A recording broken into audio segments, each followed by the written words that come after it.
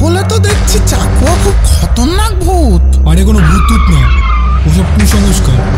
Driver যখন ক্লান্ত হয়ে পড়ে তখন রাস্তা ঠিক চিনতে পারে না। ওরা সবাই বাসে উঠতেই যাচ্ছিল। স্যার, সামনে একটা গ্রাম দেখতে পাচ্ছি। আর কিছু কিছু ভূত তো। কি হয়েছে? এই চায়ের দোকান এটা এলো কি করে? মানুষকে মেরেও ফেলে।